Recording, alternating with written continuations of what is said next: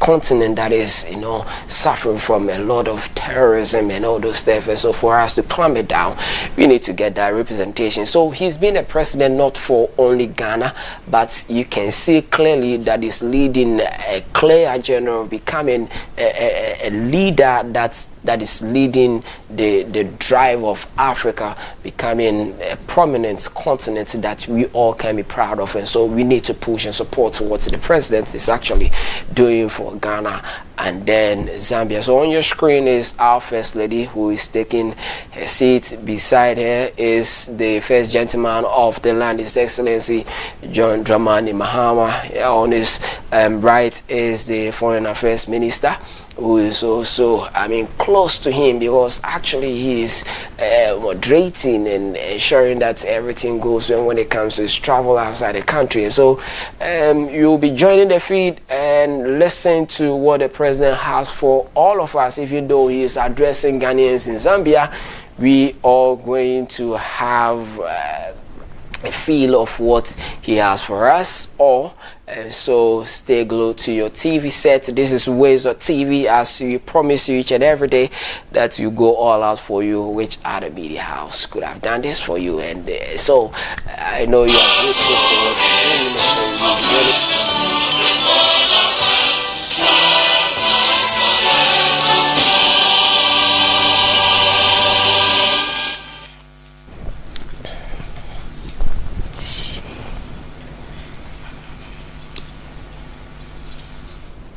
And so I know you are ready, just as I am. Very soon we'll be hearing from our president, who is in Zambia. So this is the setup, very beautiful. I wish I was there to enjoy the moment, but of course we are here with you in Ghana, serving you the best. And so President Mahama will be speaking to all of us, even though to those in Zambia, but then this address will be for all Ghanaians at home. That is why you're seated and enjoying the feed from Zambia. So I don't know what your expectations are, I don't know what you're expecting to hear, but of course it wouldn't be so much different from the good news that you've been hearing from President Mahama ever since he assumed office in 2025.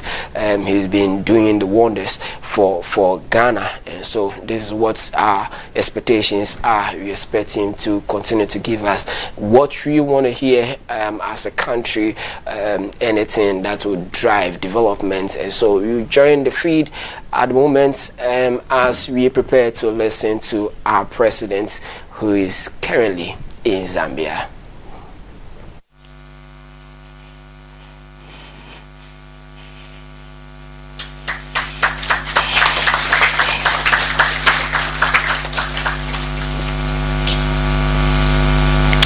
Please, shall we all rise?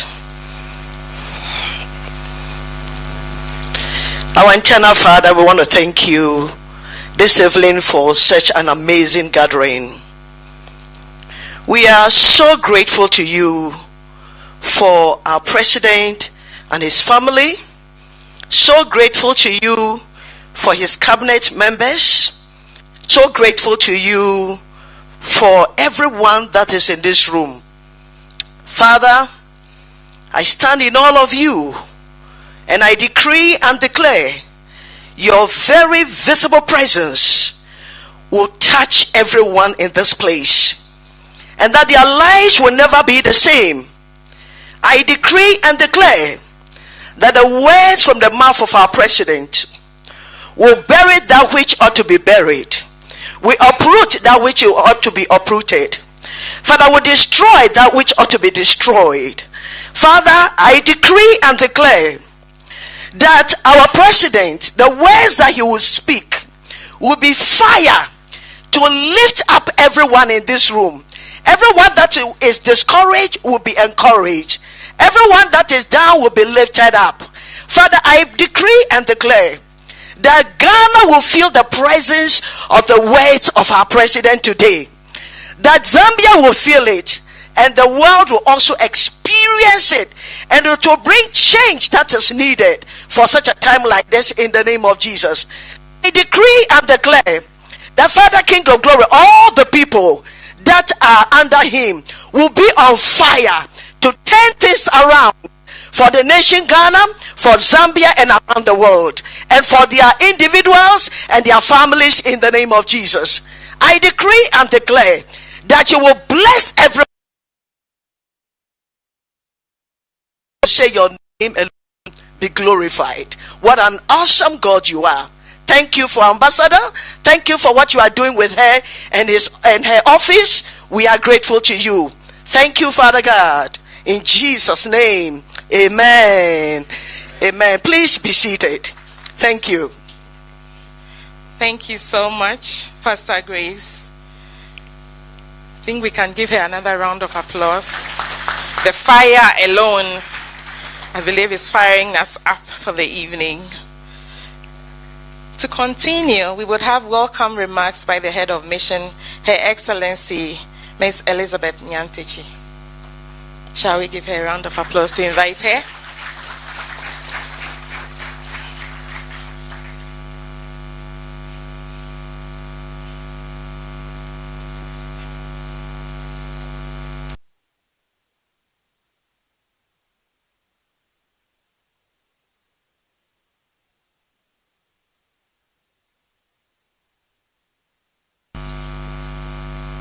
Good evening. Your Excellency, John Dramani Mahama, President of the Republic of Ghana. Your Excellency, Hodina Mahama, First Lady of the Republic of Ghana. Honorable Ministers, Dr. Callistus Mahama, Executive Secretary to His Excellency the President, Ambassadors, High Government officials, distinguished members of our delegation, leaders of the Ghanaian community, ladies and gentlemen. It is with great pleasure and a deep sense of honor that I welcome you all to this important diaspora engagement held on the occasion of the state visit of His Excellency John Dramani Mahama, President of the Republic of Ghana, to the Republic of Zambia. At the outset, permit me to express on behalf of the staff of the Ghana High Commission in Lusaka, the Ministry of Foreign Affairs, and the Ghanaian community my sincere appreciation to His Excellency and his entourage for taking time off their busy schedule to engage with us today. My sincere appreciation also goes to our Ghanaian compatriots for responding to the mission's invitation and for making time despite your varied professional and personal commitment to participate in this engagement. Your presence here today is a clear demonstration of your continued commitment to Ghana and your interest in the affairs of our beloved country. This gathering provides a valuable opportunity for direct interaction between the leadership of our country and Ghanaian nationals resident in Zambia, and it underscores the importance that government attaches to the Ghanaian diaspora as a key partner in our national development.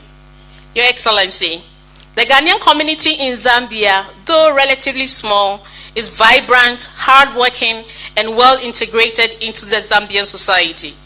Our nationals are engaged across diverse sectors, including trade, education, health, faith-based activities, and professional services. And they continue to contribute meaningfully to the socio-economic development of both Zambia and Ghana. This engagement offers an opportunity to listen to the concerns, aspirations, and suggestions of our compatriots. As a mission, we are mindful of some of the challenges faced by members of the community, including issues related to immigration and residency documentation, business registration and regulatory compliance, as well as access to consular services. I wish to assure you that the mission will continue to engage relevant Zambian authorities in a constructive manner to address these concerns and to safeguard the welfare of Ghanaian nationals residents in Zambia. Your Excellency, your decision to take time off your busy schedule during this state visit to engage with our compatriots reflects government commitment to diaspora engagement as an integral component of Ghana's foreign policy and development agenda. Under your leadership, government has reaffirmed the importance of the diaspora not only as ambassadors of Ghanaians abroad, but also as partners in economic transformation, investment promotion, skills transfer, and national development. In yielding the floor to the Minister of Foreign Affairs, Honorable Samuel Kudjeto Ablakwa, I wish to once again thank His Excellency the President and his entourage for making time to meet with our nationals in Zambia. I thank you for your attention.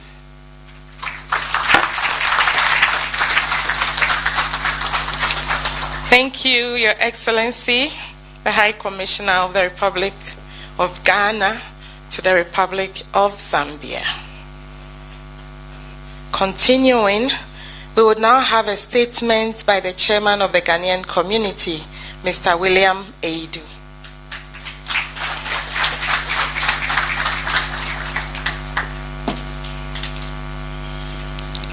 Your Excellency, President John Dramani Mahama, the President of the Republic of Ghana, the First Lady, Mama Lodina Mahama, the ministers and senior government officials present, Her Excellency Ambassador Elizabeth Nyantechi, our High Commissioner here accredited to the Republic of Zambia, elders of the Ghanaian community, colleague Ghanaians in the diaspora, distinguished guests, ladies and gentlemen. It is with immense joy, pride, and a profound sense of rare honor and privilege that I stand here today on behalf of the Executive Committee of the Association of Ghanaians in Zambia, and indeed the entire Ghanaian community in Zambia, to welcome also our esteemed father to the land of the great and beautiful Zambezi, Zambia. Honorable Kwesi led a delegation from Ghana to Zambia for a sitting of the Ghana-Zambia Permanent Joint Commission. We extended our congratulations through him to you, sir, for the overwhelming support Ghanaians gave you and the National Democratic Congress in the 2024 general elections to bounce back as president and government respectively. Now that you are physically here with us in Zambia, kindly allow us, sir, to congratulate you in person. Mr. President, congratulations.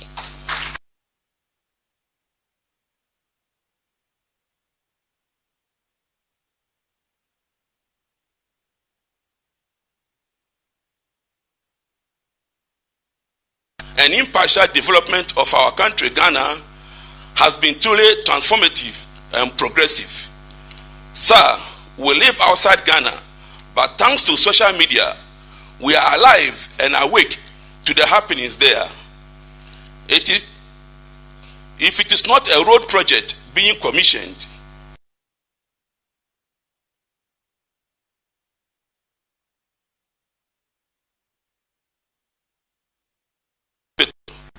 if it is not a hospital, it is an oil refinery. The ongoing projects in the span of 1 year are too numerous for me to enumerate or itemize. This feat, Mr. President, is unprecedented in the annals of Ghana since the advent of the Fourth Republic. We are deeply grateful for your vision of resetting Ghana. Your Excellency, you are not just a leader, but a leader extraordinaire. You are the chief architect of development and progress.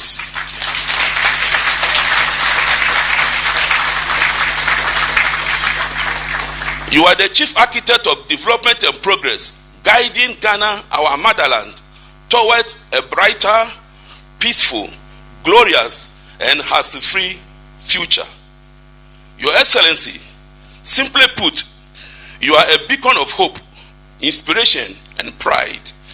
The niche that you have carved for Ghana has made the name Mahama become a household name, synonymous with good governance, economic growth, development, and good deeds, not only in West Africa, but Africa as a whole, Zambia inclusive.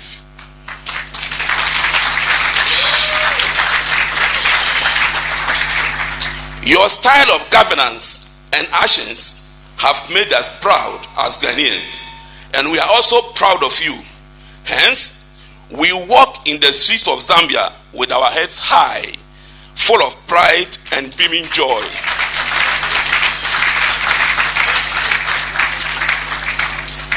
It is our daily prayer that the good God, whom you have humbled yourself and chosen to serve, regardless of your position, popularity, and the day in and day out accolades and praises showered upon you by Ghanaians and non-Ghanaians alike, will contend with those who contend with you and fight against those who fight against you. That he will expose and put to shame the detractors and enemies of progress who brought your ruin or downfall. That he will keep you, our mother, Mama Lodina, and the whole family in good health. That he will grant you more wisdom and strength to work selflessly and diligently for the development and betterment of our homeland Ghana, so that it could be counted among the developed, great and strong nations. Your Excellency, sir, we thank you for gracing us with your presence. We, the Ghanaians in Zambia, as part of the Ghanaian and African diaspora, which your august government has termed as the 17th region of Ghana, pledge our full and steadfast support to you and your government as we embark on the unwavering journey and commitment to resetting Ghana. Beloved Ghanaians living in Zambia, distinguished guests, ladies and gentlemen, kindly join me once more with gladsome and joyful hearts by rising to your feet, by clapping and ululating in giving our Father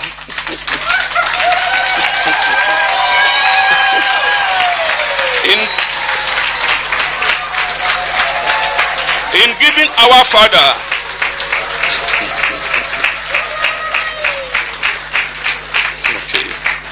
thank you. In giving our Father the enigma of our time.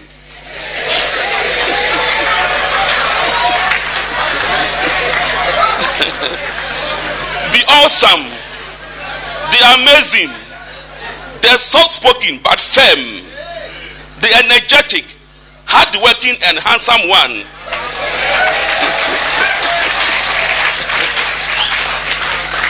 The man whom God himself, according to Psalm 139 verse 14,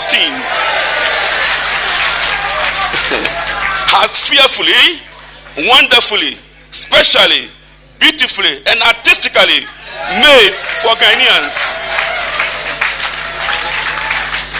to inspire and espouse once again honesty, patriotism, selflessness and self-reliance in our culture and political sphere. The trendsetter whom Facebookers, YouTubers, TikTokers, Instagrammers, WhatsAppers and other social media players and content creators cannot go to sleep without mentioning his name and his good deeds. Our leader, our galvanizer, our hope, the man who has chased away gloom and brought back smiles on the faces of Ghanaians.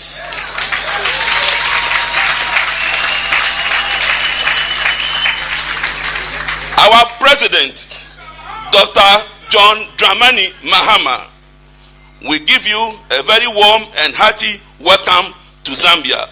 May the good Lord bless us all. Amen.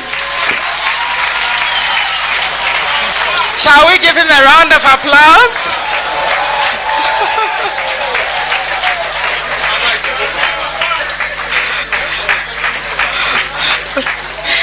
I think Mr.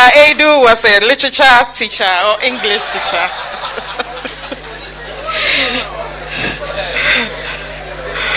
I would have loved to be under your feet to study.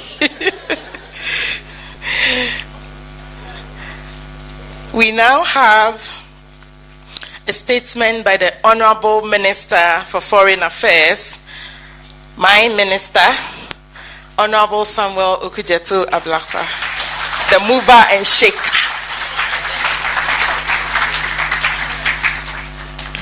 Thank you very much. Well, Mr. President, with your permission, I think the Zambian community leader should be elected president of all Ghanaian presidents in the world. We do not have an international Ghanaian Community Association, but after what we have heard in Zambia this evening, we must immediately create one and make him the president. I asked him if he was a literature teacher. He says, no, he taught mathematics. So we must thank the Almighty that he didn't make him a literature teacher. We wouldn't have left here tonight.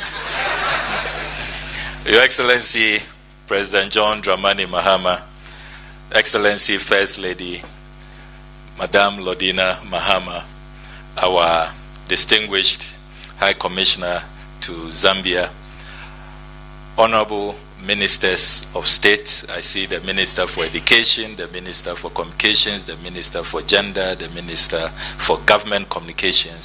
I see senior government officials, Secretary to the President, ambassadors, executives of the Ghanaian community, our distinguished fellow compatriots.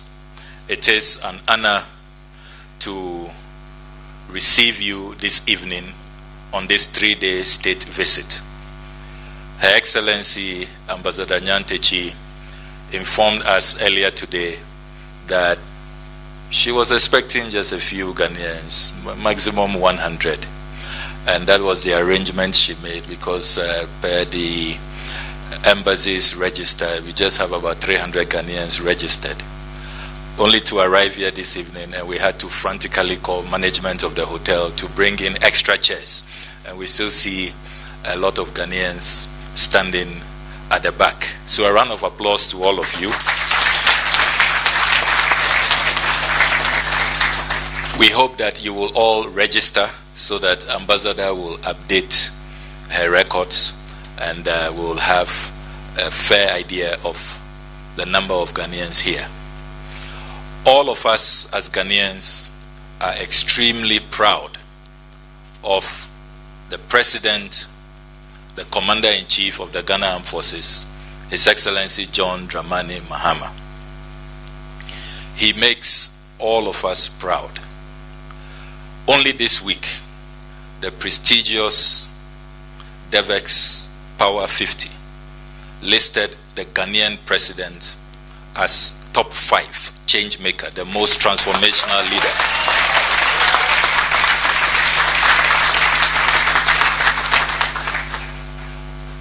In a world of 8.3 billion people to be selected, and this is a selection not just of political leaders, but leaders in all spheres.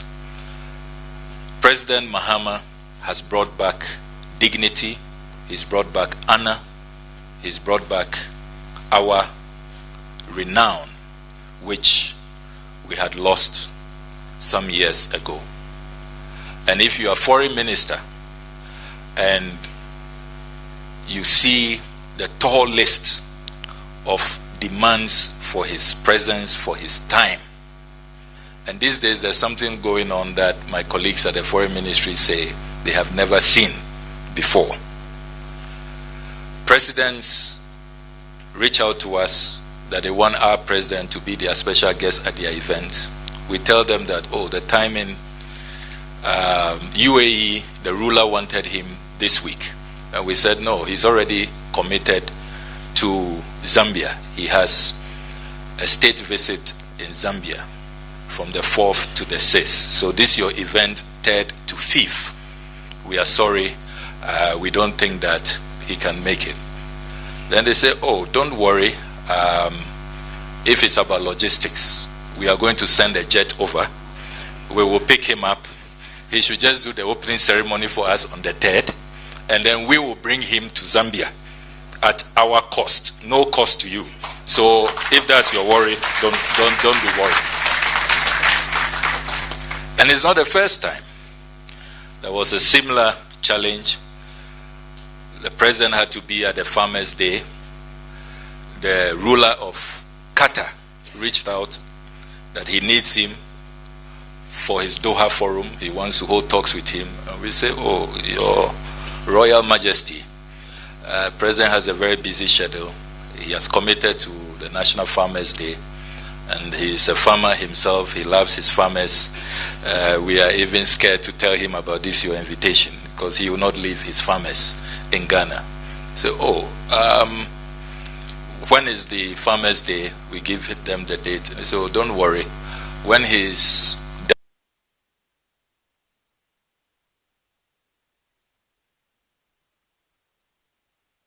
and fly him to Doha. And so if you have seen in recent times attempts to say that President Mahama is probably falling in love with private jets, this is a different kind of private jet arrangement. It is because of the honor, the high demand, and the very great prestige that President Mahama has brought to the office of the President of Ghana, that he's so well sought after. He's in such high demand that world leaders are not taking no for an answer. They are not looking at his calendar, at his schedules, whatever they will do to lift him, airlift him to their countries and send him wherever he has to be next. They are doing that. And so for the record, that is the reason why you saw a different kind of jet here. Those of you who were at the airport with us, that explains it. I heard some of you say, Ghana flag or jet. You know, so that was a special jet from the ruler of the UAE. It was a similar arrangement with Qatar. On our way here this evening, Secretary to the President says we are in crisis. What do we do?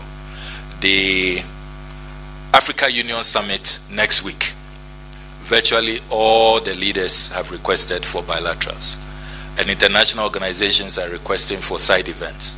So if the President is to even spend 10 days in Addis Ababa, he can't. And now we don't know who to offend, because this one, you can't use your private jet to take the President away from us. And that is the crisis we have. Who to politely say, let's postpone, let's reschedule, and all of that. So we all must be proud. President Mahama has restored the honor, the prestige to the high office of president. And Ghana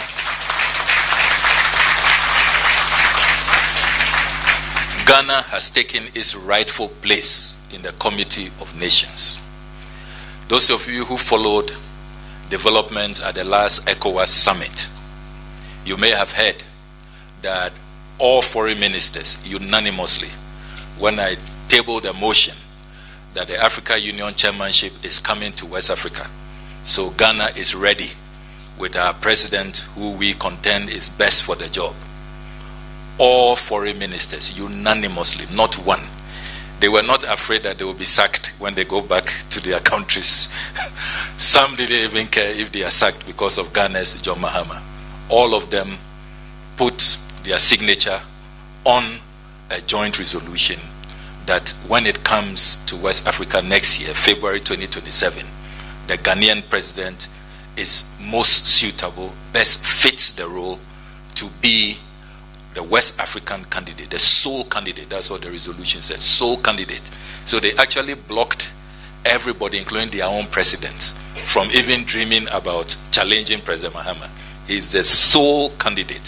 And so as we speak, following the resolution by the Ministerial Council and the endorsement by the authority of heads of state and government, our president, His Excellency John Dramani Mahama, is the AU chairperson in waiting.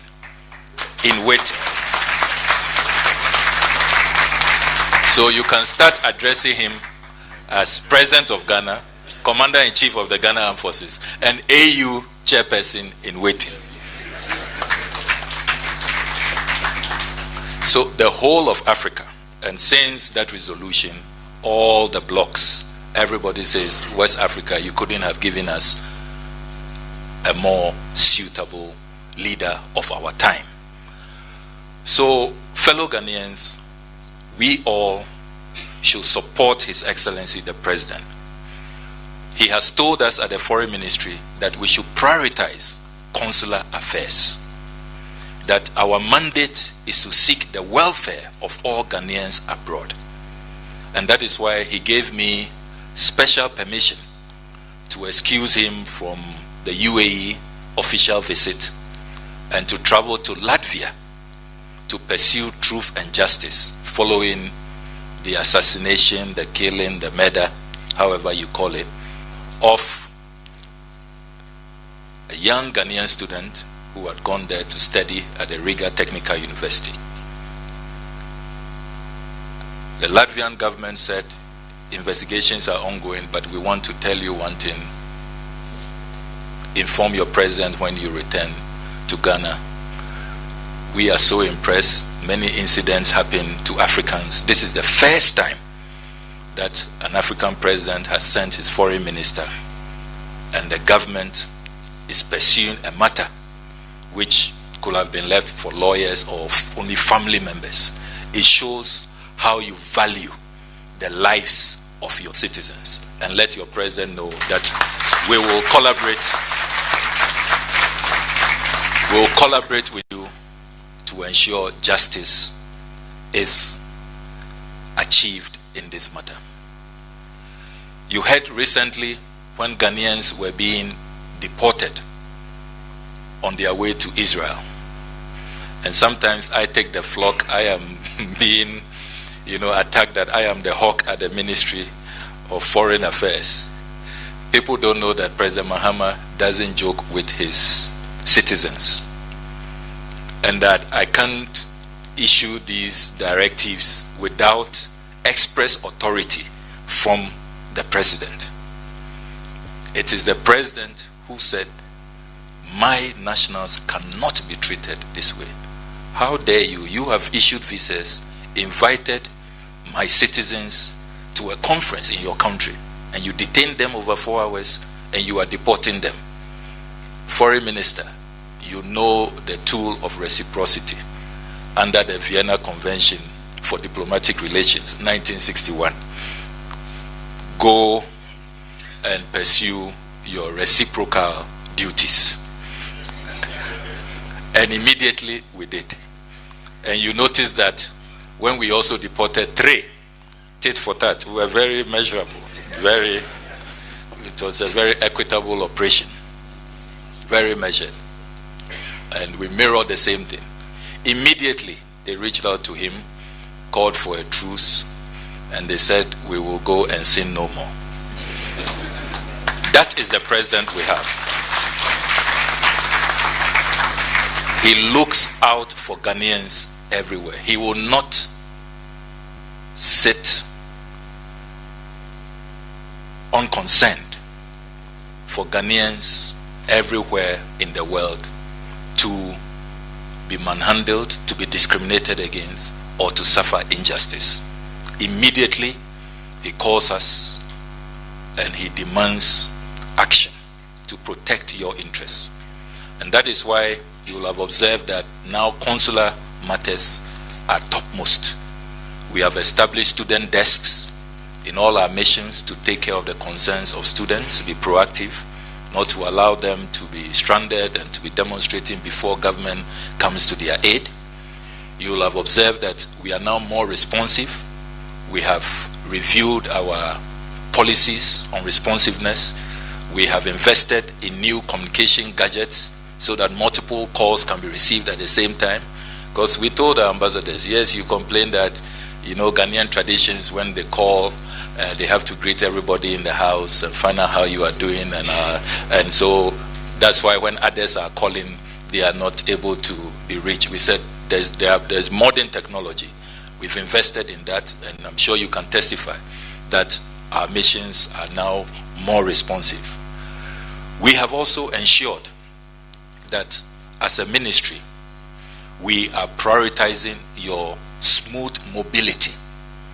And one of the major outcomes of this state visit, which you will hear President Mahama talk about, is that for the first time in the history of Ghana-Zambia relations, we are going to have a free visa between our two countries. So you no longer have to stress about visas. So we are going to have a visa waiver agreement, and it is one of the conditions that President Mahama gave us for this visit. He said, Foreign Minister, if you don't make this happen, don't join me on this visit. So Chief Director will tell you, whilst I was in Latvia, I was on her, she was chairing the technical committee meetings. I told her that you know the directive. So I'm told that it was, because we have 3 kinds of passports. They have only 2, diplomatic and then ordinary passports. So they didn't see how, they said we are not aligned because we have diplomatic, service and ordinary passports. But we told them there is a presidential directive. If you want our president to be here and you want his wishes to be granted, then you have to make sure that we reach this deal. And at 11:30 p.m. last night, they reached out to their president, and he said, if it's my brother's wish, I'm going to grant you. So we have the visa waiver agreement. This will bring the number to 15 visa waiver agreements since President Mahama was sworn into office. So now the Ghanaian passport is one of the most valuable. You've seen all the rankings. Other countries are putting pressure on their presidents, teasing their president. On social media, it's very interesting. There's a particular country that say they want to borrow our president for just 1 week. You know. So we now have about 50. We now have about 50 countries that with the visas that you can travel to. And since independence, since 1957, if President Mahama alone has done 15, imagine if all his predecessors were doing that. And at this rate, by the time he leaves office, we should be maybe approaching 70 or 80 countries. Visa waiver agreements and dignified travel by Ghanaians. And when you are holding the Ghanaian passport, you know that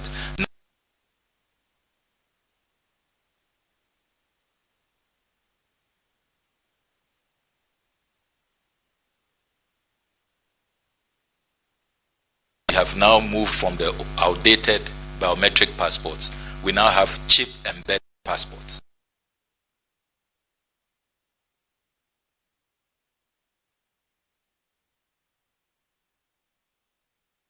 Technology is top-notch because we took our time to do it and do it well. And in addition to rolling out the new chip-embedded passport, President Mahama says passports should be more affordable to all. So, improving quality, improving access, and yet he asked us to reduce the price by 30%. So, the passports modernized, more secure, more valuable. You can travel now to more than 50 countries visa-free, and yet you are paying less, 30%, reduced from 500 cities to 350 Ghana cities. And that is not all. I know that you are all from the 16 regions of Ghana. For the first time in our country's history, you can apply for passports wherever you come from, in all 16 regions in Ghana. Never happened in Ghana's history since 1957. So now Mama Lodina's region center, they have one. Bono has it, Ahafo has it. The President's region, Savannah,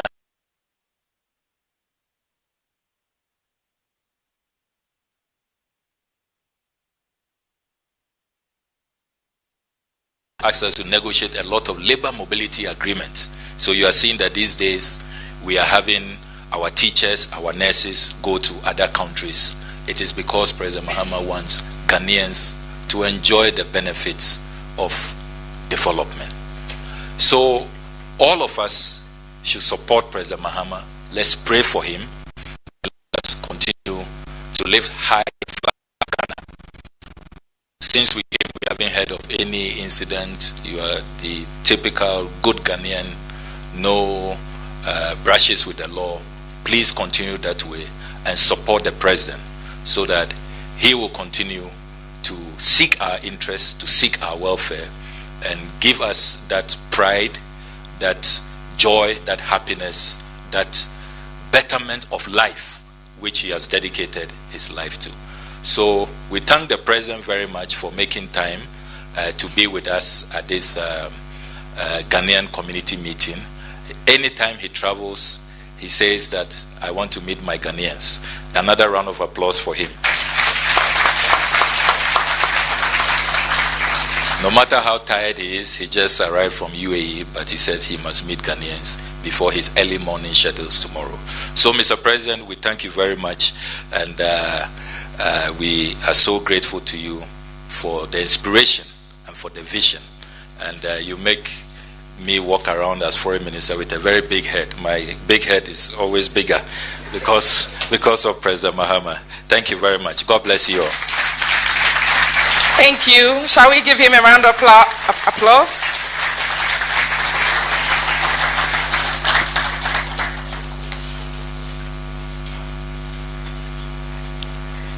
And now, ladies and gentlemen, distinguished guests, it is now my singular honor and profound privilege to invite to the podium the visionary leader, champion of progress, architect of the Accra Reset, and the duly elected President of the Republic of Ghana, His Excellency John Dramani Mahama.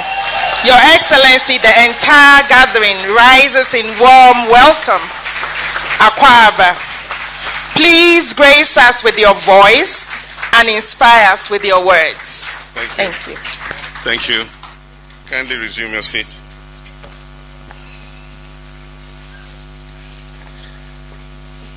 Thank you very much. Let me acknowledge the chair of the Ghanaian community in Zambia and all of you distinguished Ghanaians resident here, and then also acknowledge our ambassador, our high commissioner actually, and her hard-working embassy staff, our ministers of state and senior government officials who have accompanied me here, and of course most importantly to acknowledge the wife of the President of Ghana.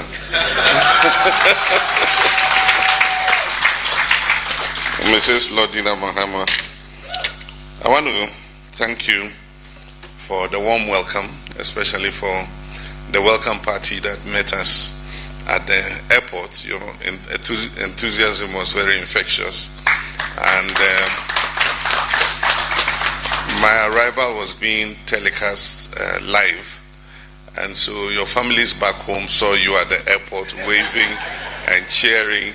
And so I've got a few comments, about Ghanaians at the airports and how enthusiastic you were when we arrived here. I want to thank President Hichelema for this invitation to come on a state visit. We all know the historic relations that exist between Ghana and Zambia. Ghana was the liberation headquarters for freedom from colonialism on our continent. And after Ghana gained independence, of course, you remember the famous words of our first president, when he said our independence was meaningless unless it was linked up with the total liberation of the African continent. And he not only said it in words, he lived it in reality, because Ghana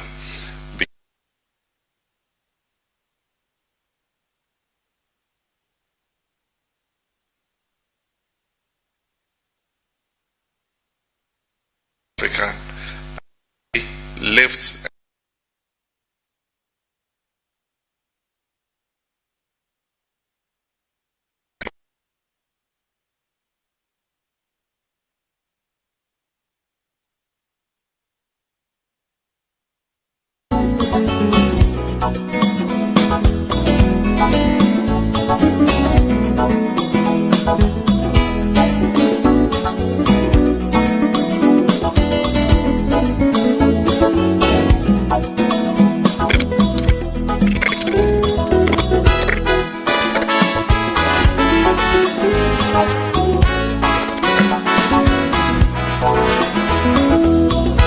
tradition where we meet our citizens anytime we go on a visit to another country. And initially, the tradition developed from when our citizens travel abroad. They normally don't get enough information about what is happening in Ghana.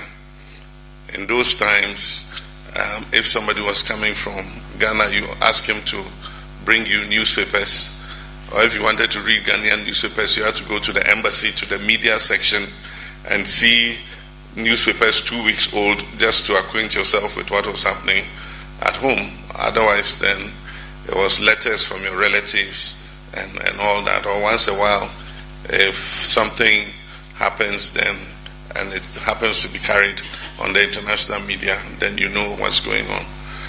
Today, you get all that news in an instant. And I'm sure that we left Accra 2 days ago, and so you probably are more up to date with what has been happening in Ghana than we are, because we've been traveling. And so that tradition, even though has become irrelevant because the information you need, you have at your fingertips, it is still necessary for leaders to meet our citizens and interact with you and have a feel of what is happening to you in your countries of residence, the challenges you face, and also to explain to you some of what is happening back at home. We held elections in 2024. It was a very high-stake election. I'm sure all of you followed the tension and the anxiety that was associated with that election. But one of the things that I continuously said was that 2024 was a defining moment for our country, because it was our last opportunity to prove to the world and to ourselves and to our nation that democracy can work. Because increasingly all the opinion polls and survey were showing that our citizens were getting tired of our democratic experiments. They believed it wasn't working, corruption was vast, and opportunities were closing for young people. And if you notice, in West Africa, democracy had started backsliding, and so there were coups in different countries. And indeed, our own young people were beginning to admire a military dictatorship.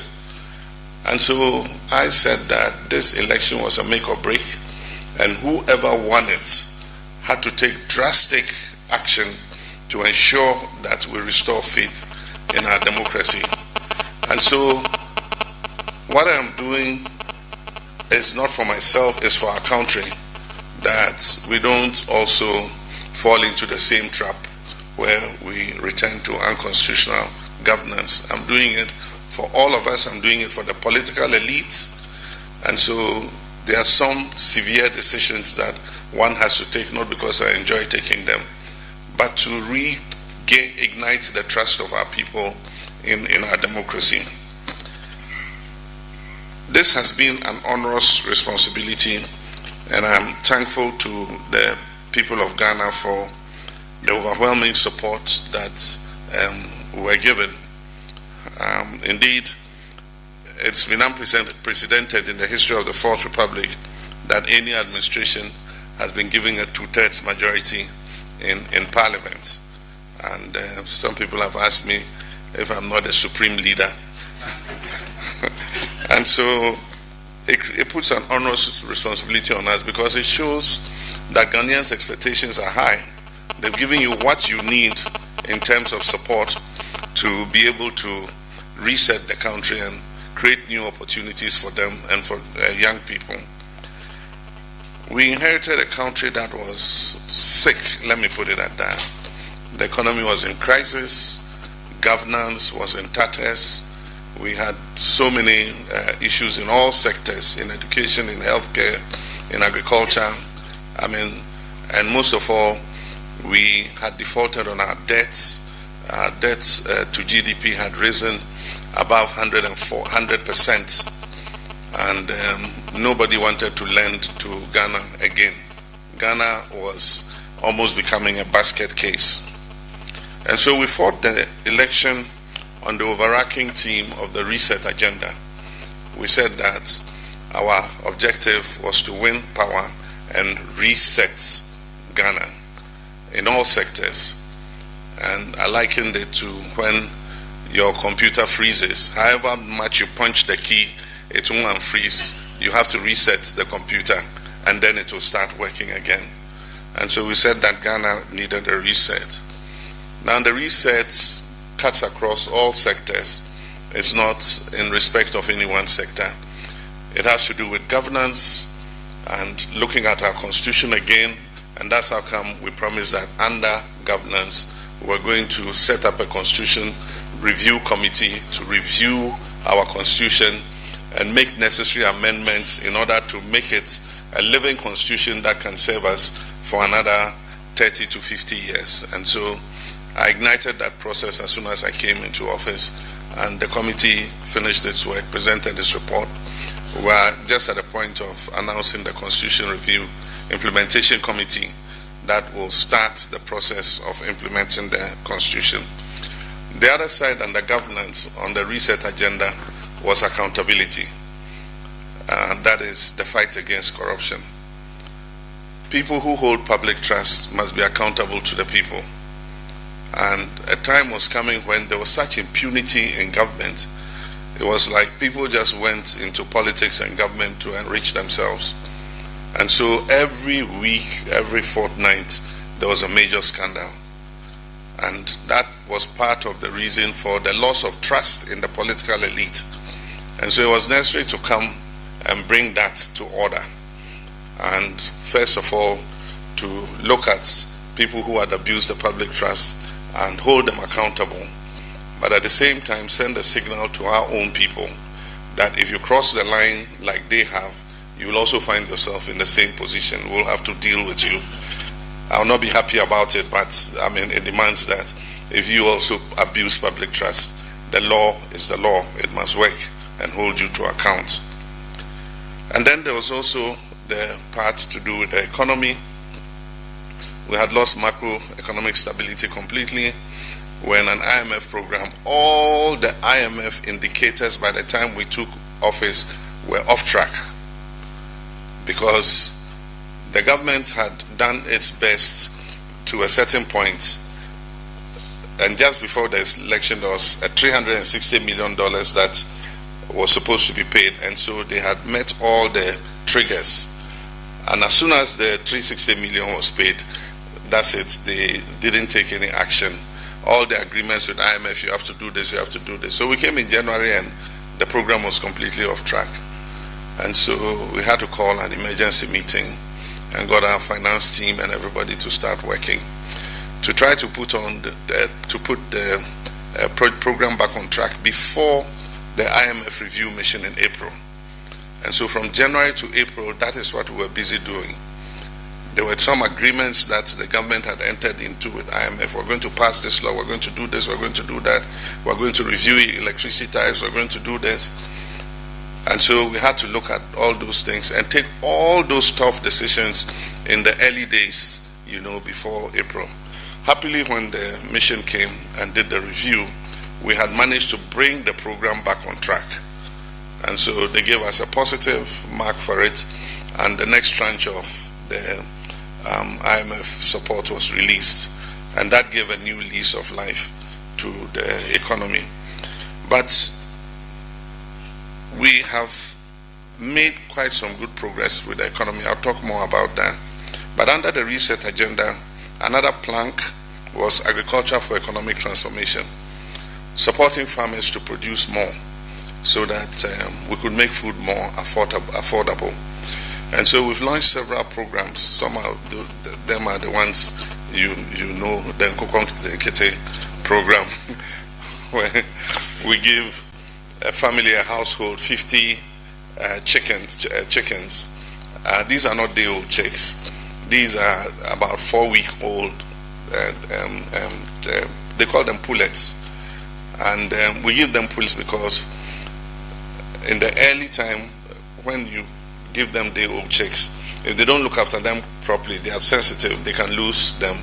So we make sure that we look after them till they're about 4 weeks. When they are grown and robust, then we give to them. And all they need to do is to look after them for another 6 weeks.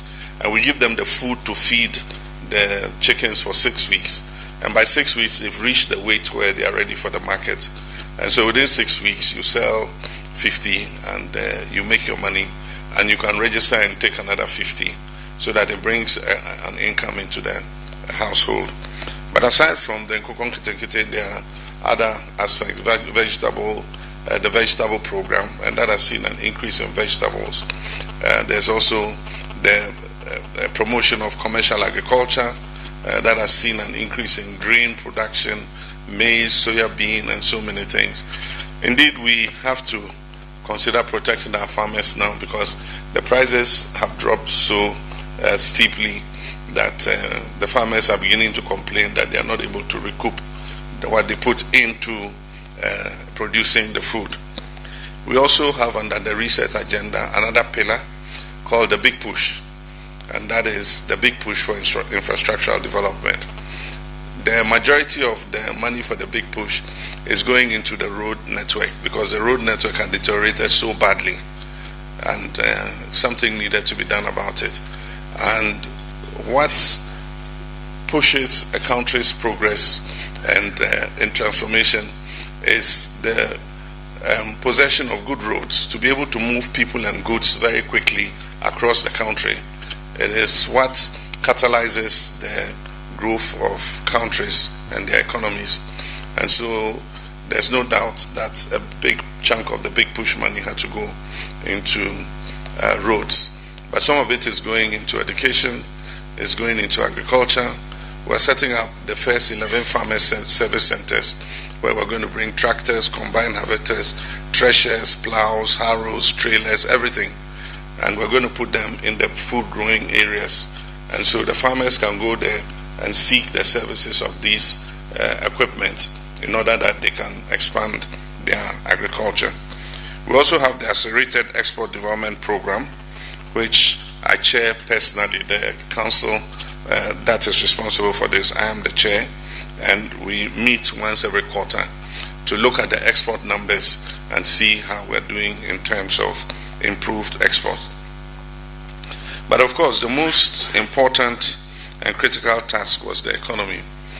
Happily, we had a good team at the Bank of Ghana, led by the governor, and we also had a good team at the Ministry of Finance, led by the Honorable Ato Forsen.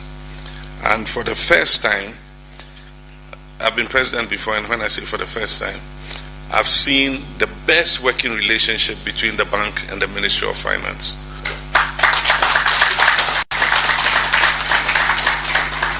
The coordination has been excellent, and so monetary policy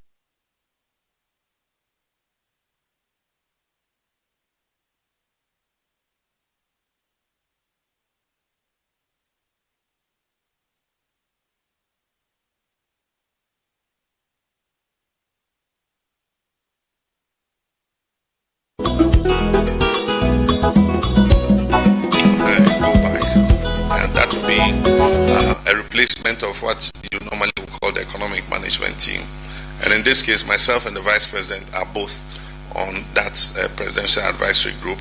The Vice President chairs in my absence, but then it gives us the opportunity to think, and we've got some of the best, well-renowned people in their respective fields, economics and different places, who are sitting on that.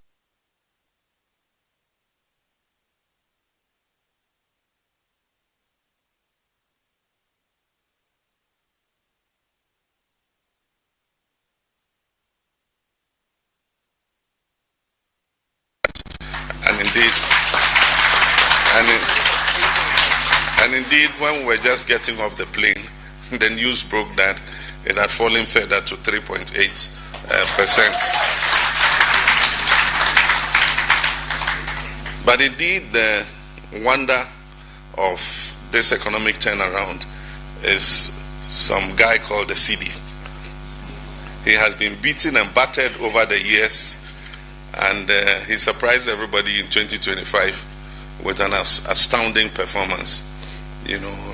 Began with a 47% appreciation against the dollar, but ended the year at 32% appreciation overall. And it's the first time really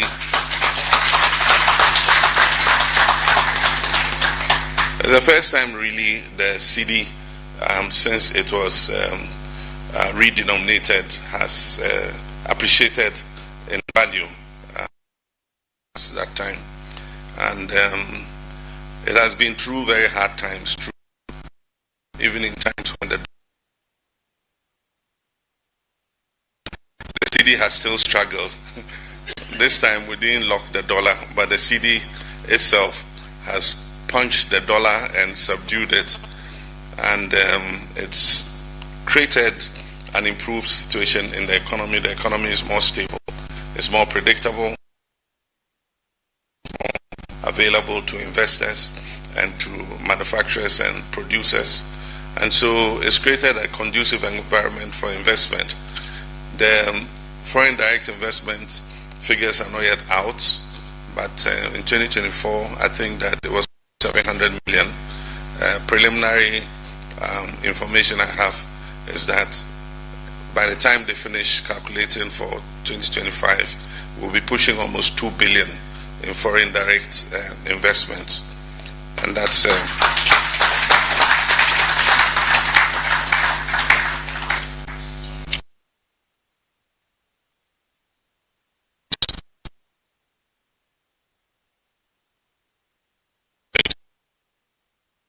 for 2025 soon. But we're giving a target on primary balance of 1.5%. We appear to have done above 2% of GDP, which is also one of the important indicators. Every sector is showing improvement.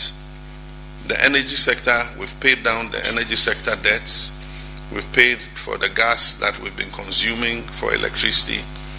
The independent power producers who were owed so much money, we've paid them, and we've given them a payment plan to clear all the arrears. And so the energy sector is more stable now, and so people's lights are not going off. Indeed, I see funny videos where people ask ECG to put off the lights a bit because their meat is frozen and all that.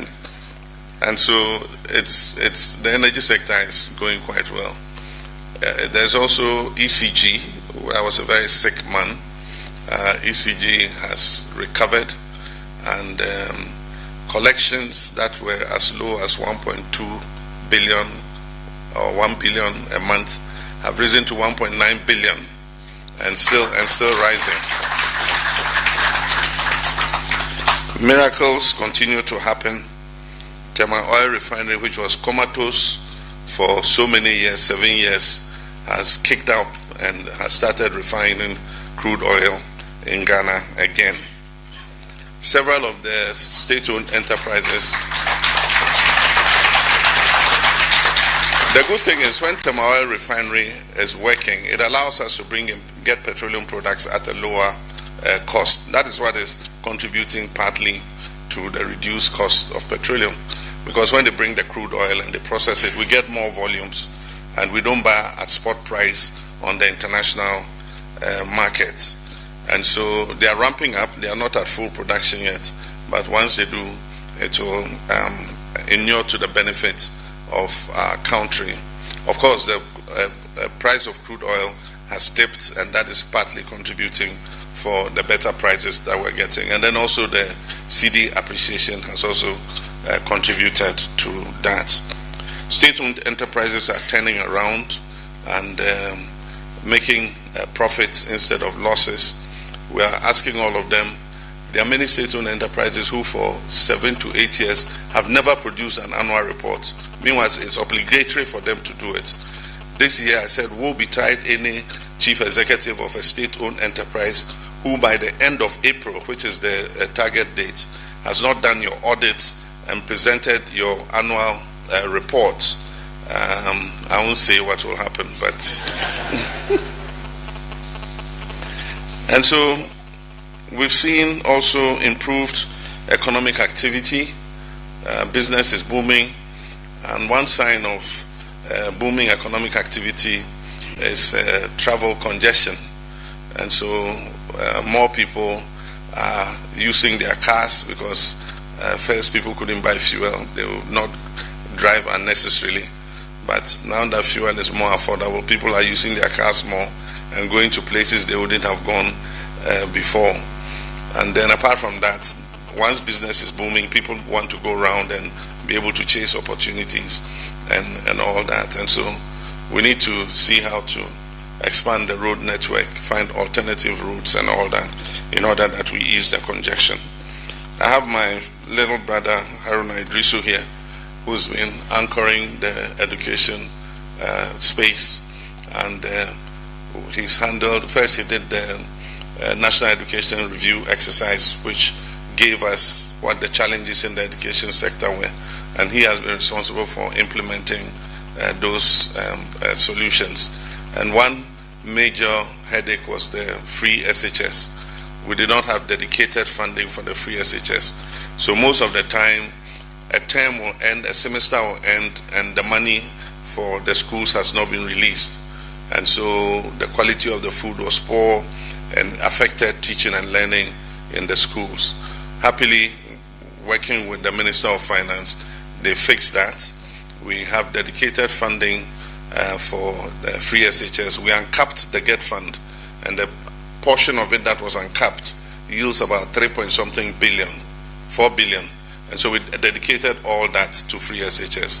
So the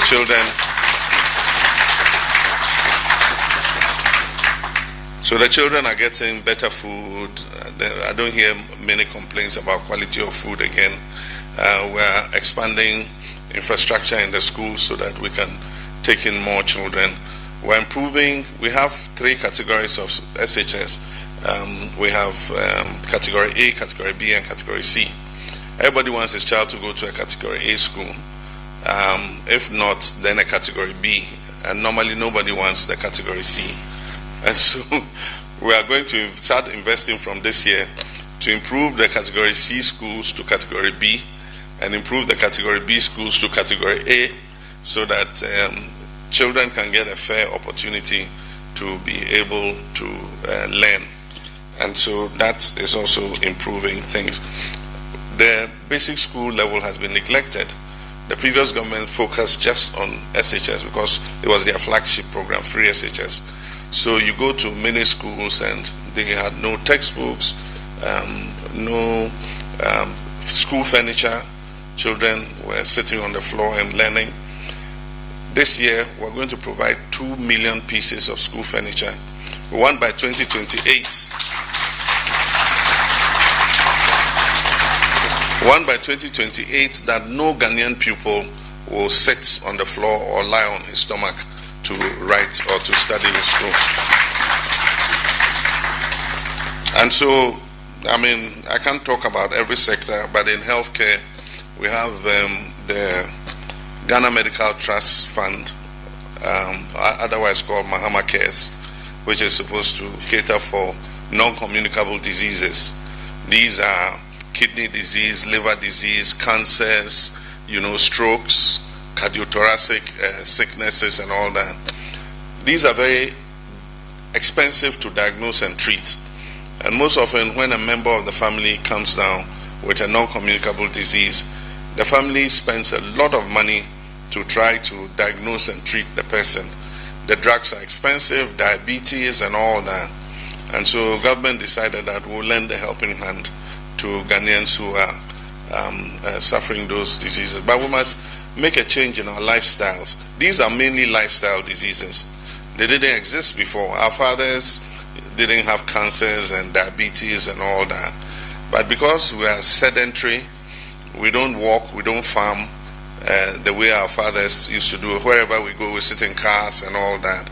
And so because there's no physical activity, if you continue to eat the bankus and the big fufus and things, obesity and all that comes with high blood pressure and diabetes and all that.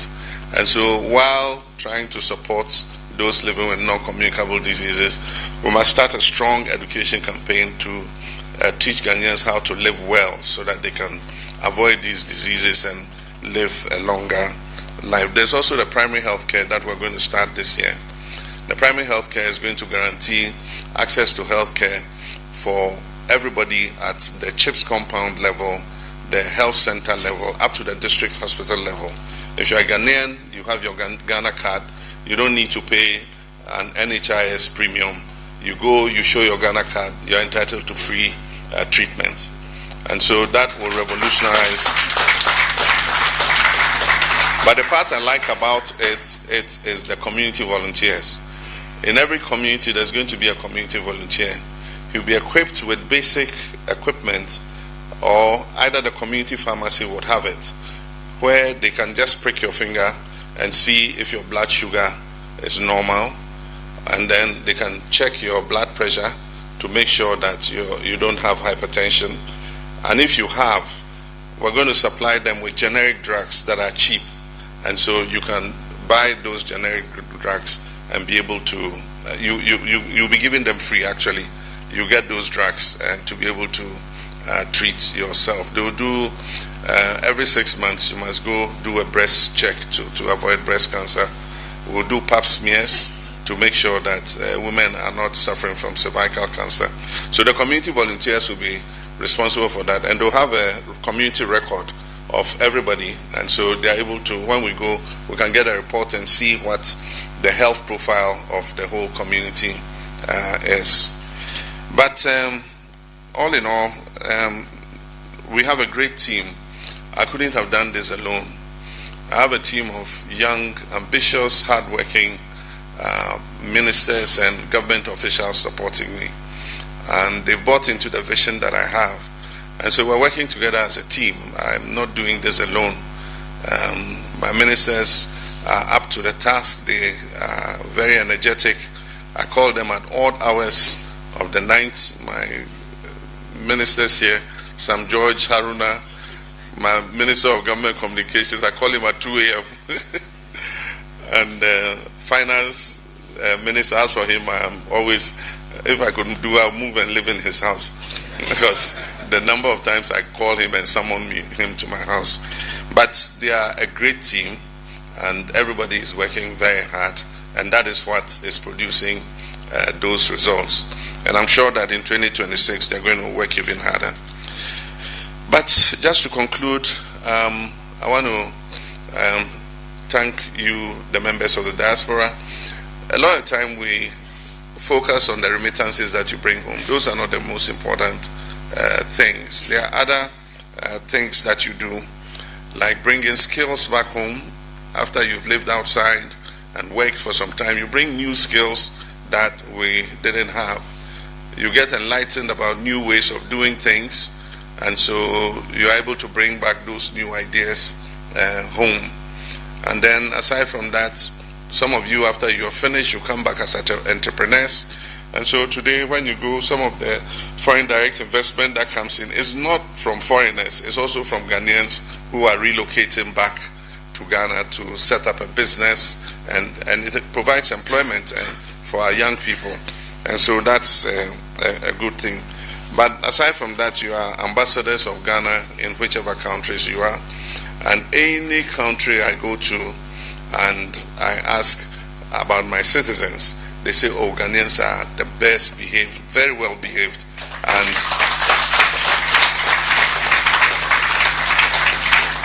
And the news here in Zambia is the same. They say Ghanaians don't go get into trouble, you know, and they are all very well behaved. And so I want to thank you for that. Tomorrow is the key day. We'll visit the burial grounds to pay our respect to the past president. But the main business will be the bilaterals that we're going to have with President Hakainde and his team. And as the foreign minister said, we're going to sign 8 memorandums of understanding. And one of those memorandums of understanding is the waiver of visas between Ghana and Zambia. And so Ghanaians will be able to travel without visa to come to Zambia and Zambians can also travel to Ghana. They don't need a visa to come to Ghana. But probably the highlight is my address to Parliament. One of the honors that any democracy can do you is when you visit to give you the honor of addressing their Parliament. And President Hakainde has given me that honor to address the Zambian Parliament, and so maybe some of you might be there to listen to the address. There's a lot that we can share with Zambia because it has a similar profile to Ghana. It's a country with a lot of mining potential like Ghana has, and some of the challenges we face in terms of environmental destruction are some of the challenges they also have here. So sharing notes about illegal mining and all that is going to be important. But one new idea we've been pushing in Ghana is what we call the issue of natural resource sovereignty. The developed world say they are tired of giving us aid, and so humanitarian assistance, they are cutting it. They need to invest that money for their people. Aside from that, they must increase their defense spending, and so ODA is going down. And we say, oh yeah, you are right, you have the right to do that. You have the right to use your resources. We cannot continue to depend on you for aid. But then we too must be able to do something to look after our people. And so our gold and things you come and take almost for free, we too will not allow you to take it like that.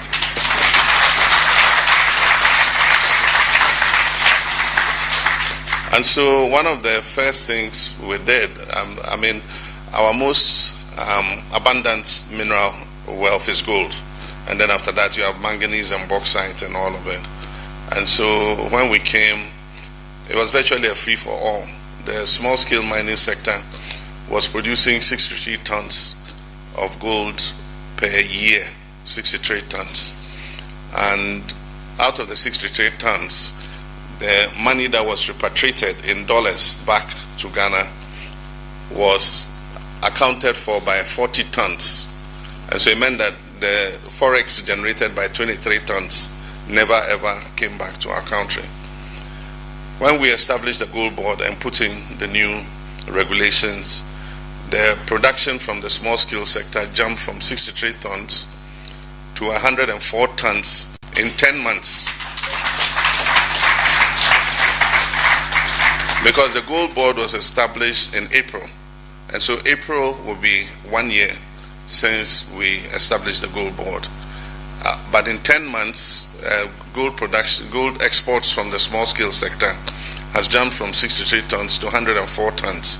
And the good thing is 100% of the forex for 104 tons has returned to Ghana through the Bank of Ghana.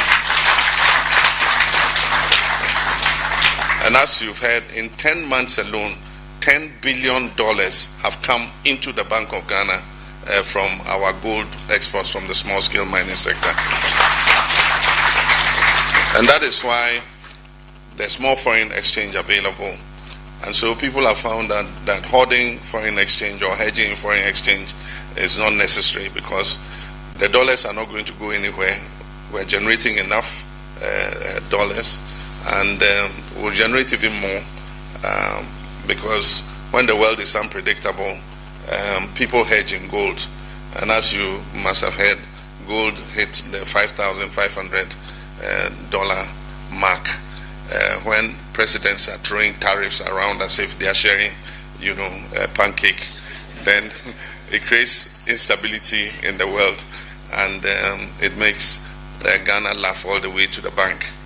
And so I don't say they should throw more tariffs, but we should take advantage of any opportunity. All the other minerals too, we're insisting that they be refined and value added before they're exported. So manganese, we're giving a target. We're going to stop raw manganese exports from Ghana.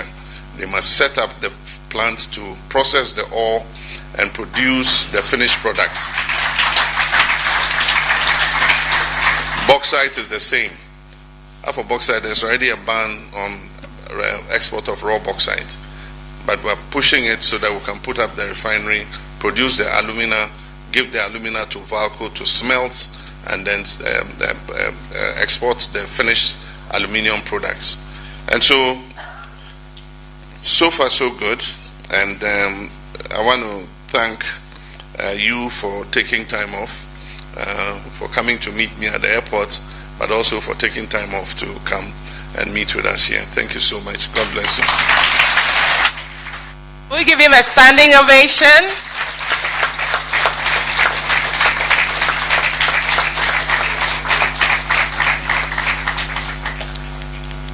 Shall we please take our seats? Mr. President, thank you for your great insights into Ghana's economy. And with your kind permission, Your Excellency, may I invite a few comments and questions? Thank you. In view of the limited time and the fact that the President has an early appointment tomorrow, I would crave your kind indulgence to please be brief and straightforward in your interactions. Thank you. Shall we? Hey. Okay, in the black shirt over there. Yes, please. I think you can come forward. So maybe if we have a set. Okay. Yes, please, Mr. Queno. Thank you, Ms. Monica. Your Excellency, welcome to Zambia. My name is Nana Apia Kwaeno. Come from Setrahiman in Wasa East. Thank you for all you've done and you continue to do in Ghana. I think one of the areas that we've been really looking to see some reform is in the area of land administration. I think we've done a lot of work over the years on national identification and also the area of addresses and people. You know, you go back, gone are the days where you will direct someone to say, oh, I live behind the water cellar, and go around. Now we have a GPS system. But land administration still continues to be a major problem, where you acquire land, you wait for 14 years, and it's still not been registered. Or multiple sales of land. It's a big disincentive for some of us in the diaspora that want to do stuff in Ghana. So I would want to hear maybe what the plan is in your tenure to really deal with that issue of land administration for foreign direct investments. Thank you. Thank you, Mr. Queno. Shall we have the next question, please? Yes, the gentleman in the Batakari. Yes. Okay. Good evening, everyone. My name is Gabriel Kwesi Asari. I'm a Zambian-born Ghanaian here. And it's a privilege to talk to you and meet you in person, and all distinguished delegates, all protocols observed as I present this question. I work for Soilcraft Incorporated. It's a company that's from the United States of America that's based here in Zambia. And our work is focused on water treatment for mining areas, as well as advanced.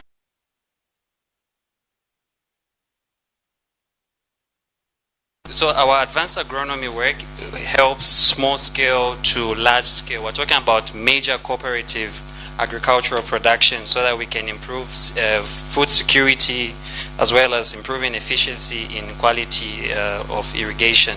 So my question for you was, how does the scope look like for bilateral cooperation for Zambian companies like Soilcraft, and then also trying to integrate that with the existing entities that are already in Ghana, so that we can create this synergy? Because you've already enlightened me on what's happening in Ghana, and it's something that my company is looking forward to try and embark on. Thank you so much. Thank you. Great question. Mrs. Koka? Yes. Reverend. All protocols observed. My name is a Rabbi Lombe, married to a Ghanaian. My question is, when are we going to see the airlines come from? Because I think it was addressed in the last meeting by Her Excellency before she left that we're going to have a direct flight. As you know, flying in Africa is very expensive. And we look forward to very fair pricing when we fly from here to Ghana. Thank you very much. Thank you, Mama Rabbi.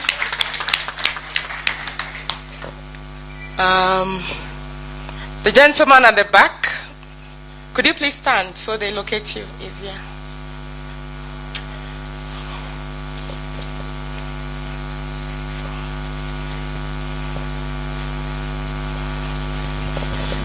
Thank you.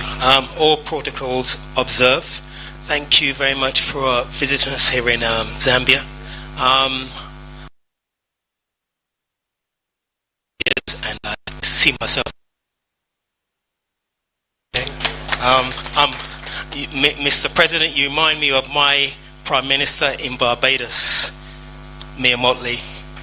You have the same vision, fight, determination, and will to change with a vision that we need of African Caribbean leaders. So my time in Ghana I spent in your space. I met Samira, and I was at a few events around your space, but we didn't actually meet. But it's good to see you here. I'm very pleased to see you. My question is, while I was in Ghana, we had a situation of lots of calamity, as we call it. And I've since worked with a company to develop an area where we can actually change the whole process and deal with calamity, so we can actually treat the earth and treat the water and allow that earth then to be used again for crops, for growing what we need to grow, whether it's cocoa, coconuts, or purely agriculture. So I'd like to get involved, if I can, in the remediation of the process of the chemicals within the earth which have been put there, whether they're Chinese or whether they're local Ghanaians who didn't know any better.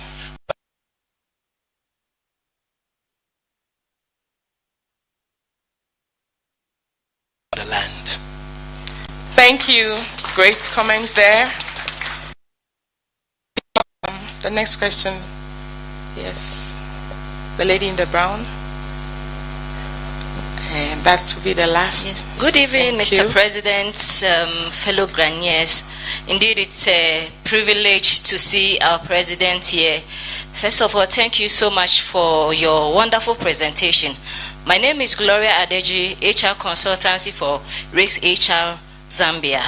Mr. President, I'm amazed about the support on the chronic sickness in terms of palliative care.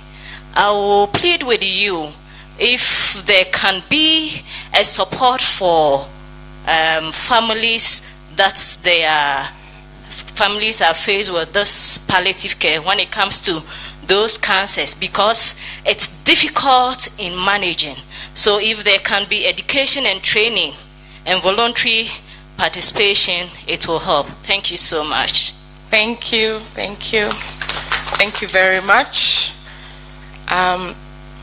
At this juncture, I would like to find out if some of our ministers would like to make brief interventions. Okay. Thank you. Okay.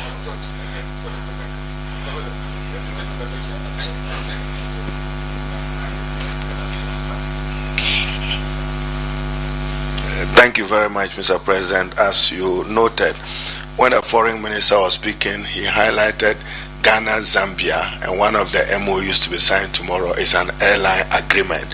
So that is to sit in tandem with your thinking that there will be an airline. 2 weeks ago, the Minister for Transport, the Honorable Nikweda President Mahama appointed, was in Tanzania to facilitate Air Tanzania entering Ghana. And he announced that by the end of this year, you see Ghana in the skies. President Mahama will support him to achieve that. I'm sure Mr. President will take up the last one. But Mr. President, last 2 weeks, asked his Minister for Lands to brief him on the state of land administration in Ghana for him to take consequential action on matters that affected investment in lands and to end those matters. The Honorable Bua, through his Deputy Honorable Yusuf, gave Mr. President extensive discussion on it, the overall land situation in Ghana. President Mahama's commitment is to preserve and protect public lands.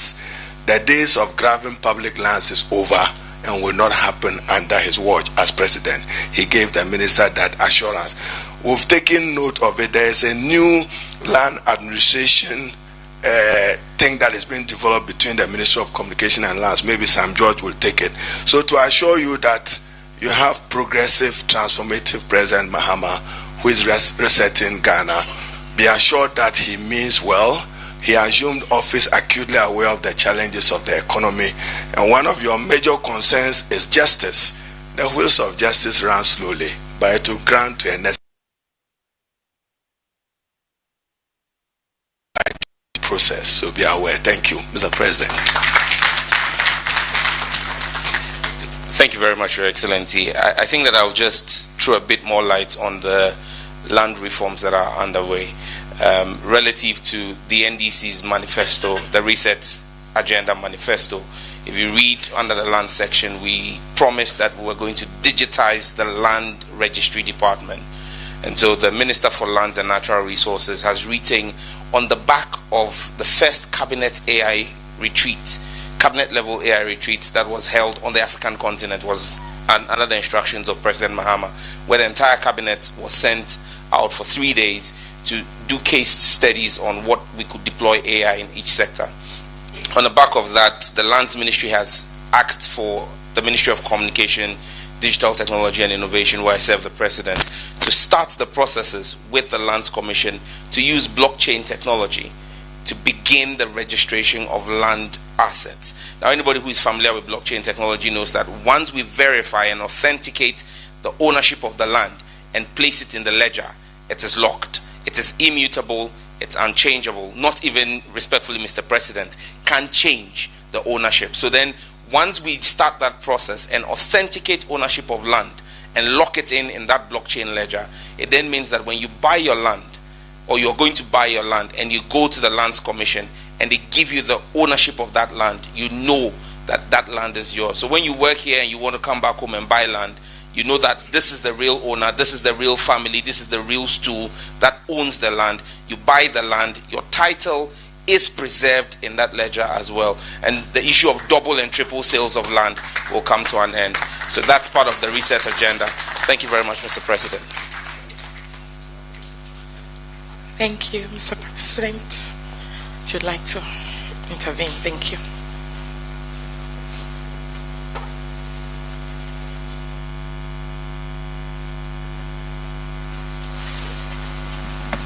Yeah, thank you. And as part of the business forum, the Minister of Communications, Digital Technology and Innovation is leading a 12-member fintech group from Ghana to interact with their Zambian counterparts. These are fintech groups across the whole fintech space, agric and all the other specialities. And so for those of you who will be there, it will be a very interesting session to attend.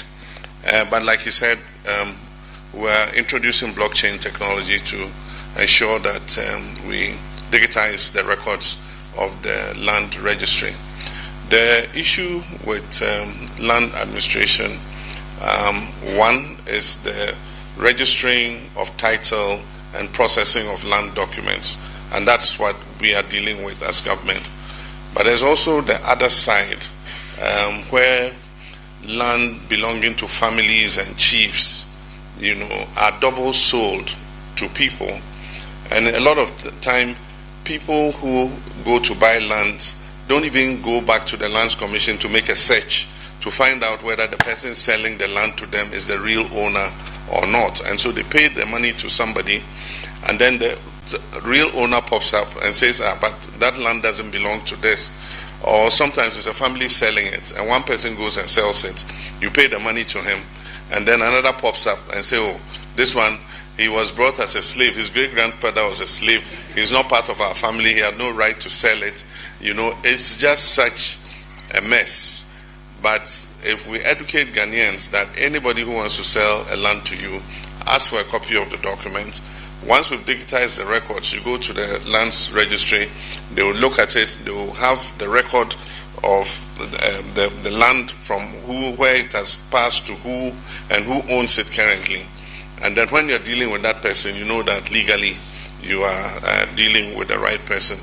With regards to public lands, we set up a committee. They presented their report, and we've cancelled several leases that had not been processed yet. These were public lands that were just distributed and looted. I mean, people just carved up and bought for cheap. I mean, lands, there are people who buy a land, government land at 150,000 cedis and turn around and sell that same plot of land for $2 million. And these are lands in prime areas.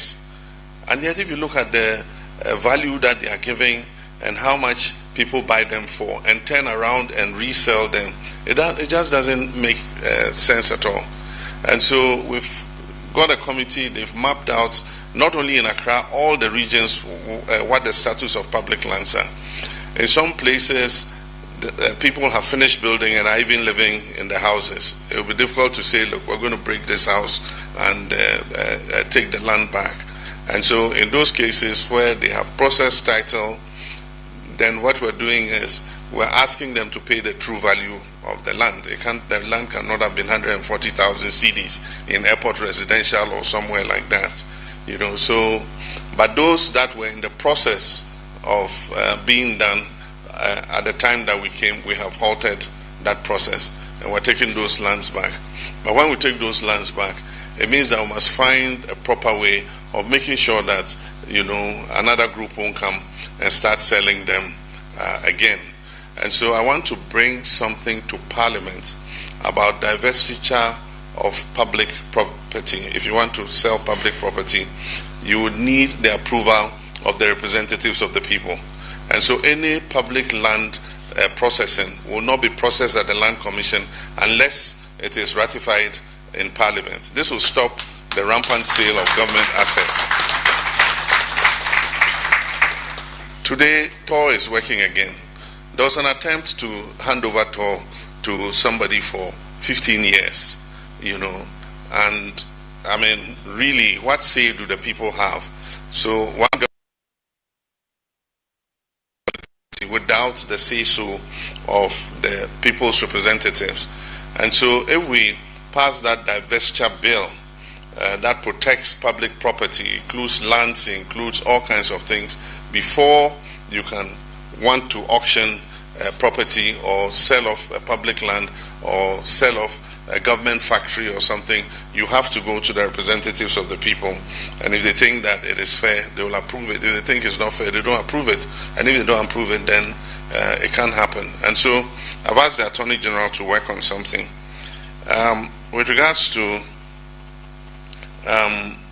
agric production, one of the agreements we're signing tomorrow, the MOUs, covers the agricultural sector.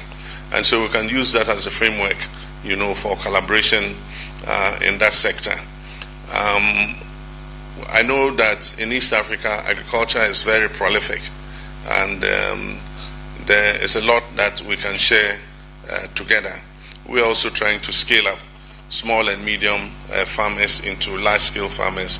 But aside from that, we are trying as much as possible to move a lot of our agriculture from rain-fed agriculture to irrigation, where we have control of water, because with climate change, I mean, 2 years ago we had a dry spell, and that led to a fall in food production.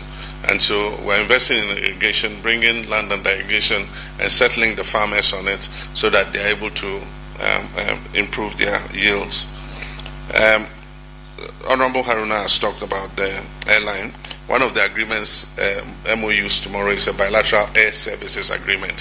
And I think that once we have that framework, it will encourage, you know, direct airline traffic between Ghana and Zambia.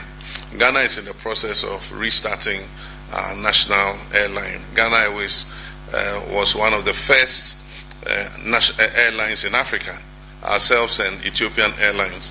I mean, look where Ethiopian Airlines is today.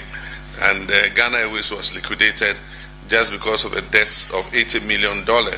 Meanwhile, its assets worldwide were in excess of $500 million. I mean, if you have property worth $500 million and you owe only $80 billion, I don't see the reason to have liquidated. And the problem is Ghana was just a management problem. It had nothing to do with the equipment or anything. It was just the management.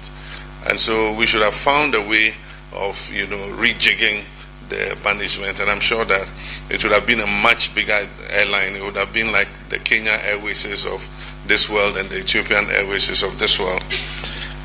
With regards to land reclamation, we would like to share experience, but we've started. The EPA has signed its first contract for reclamation, and that is for 1,000 hectares of mined out land. It's a pilot, and what they're doing is they are cleaning the water. There are solutions for water treatment to take out the toxins, and so they're cleaning the water, pumping the water out after it has been cleaned, and then they're leveling the ground. And then there are particular plants that you plant on that soil, and they eat up the toxins in the soil. And so you plant those ones for some years, they eat up the toxins, and you can come and clear them and then plant oil palm or cocoa or anything on it. So we started the first 1,000 hectares, and if it proves to be successful, we're going to scale it up to cover. We estimate that there's about 10,000 hectares so far that immediately is in need of reclamation. And so we're starting the first 1,000, and then we'll go on to reclaim the rest of the lands. We are succeeding gradually in the fight against illegal mining. It's been a tough battle. We seized the Shamfam machines, we destroyed them, we burned them, we seized the excavators and all that, and especially for those in forest reserves and those on water bodies. And so gradually we're beginning to see some of the water bodies that were very polluted and had discolored water. They are beginning to clear. We're seeing clear water flowing through them again. It's not a fight we're going to relent on. We'll keep fighting until we win the battle. With regards to the non-communicable diseases, yes, we're going to support the families with diagnosis and care. We realize that the first thing is to diagnose and find out that the person has this disease before you go to treatment. And one of the things we noticed was that depending on which part of the country you were, if you had a non-communicable disease, you would die. And so, for instance, kidney failure, if you live in some parts of the country, there's no kidney dialysis machine. And so you either have to travel from that part of the country to either Kumasi or Accra or some of the other places that have it. And can you imagine the transport cost before the dialysis cost? And so one of the first things we're doing is to make sure that we spread, the diagnosis equipment across the country. And so Mahama Care is going to spend part of this year. They have a budget of 2.1 billion cedis. They're going to spend part of that budget investing in dialysis machines, in CT scan machines, in MRIs, in all the other machines that you need to be able to diagnose non-communicable diseases. And they're going to equip the hospitals in parts of the country that do not have that equipment. We also are introducing what is necessary for cancer treatments in other places. In the whole of the north, only Tamale Teaching Hospital handles cancer treatment, and even they handle it only in terms of chemotherapy. They don't have the radiotherapy equipment and all that. So part of it is going to retool the hospitals to be able to provide care to everybody, and at the same time to help them pay the costs of the treatments. We have some properties here in Ghana that were in Zambia that were acquired in the time of our first president. There was an attempt to sell off some of those properties, but the minister has assured me that we have recovered them, and so all our 5 properties in Zambia are intact. And soon we're going to start renovating our chancelleries and everything. The Minister of Finance is working with the Ministry of Foreign Affairs to raise some money so that in places where we have lands we haven't built on them yet, we'll build on them so that we secure the place. There are many places where we're given land in Nkrumah's time and we haven't built, and the host governments are threatening to take the lands back. And so as quickly as possible we have to put our properties on those lands so that we're able to retain them. And at that time that Nkrumah was there, the properties today are prime properties because they are almost, in the important districts of the country, and so we must do everything to secure them so that they don't liquidate them. So I think that's all. Thank you very much, and God bless you. Shall we rise and give our president a standing ovation again? It's a proud moment to be a Ghanaian.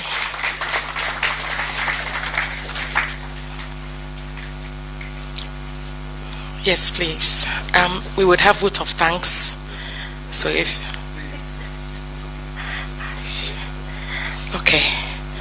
Okay, upon instructions, we are skipping vote of thanks, but we are very grateful to His Excellency and his delegation for gracing our occasion. We are indeed very, very grateful. Ghanaian community, I have spoken for you. We are grateful. So please, we would like to take a photo with your kind permission, Your Excellency, if the high table could come down, and with the executives only of the Ghanaian community, because time is fast spent. Just the executives.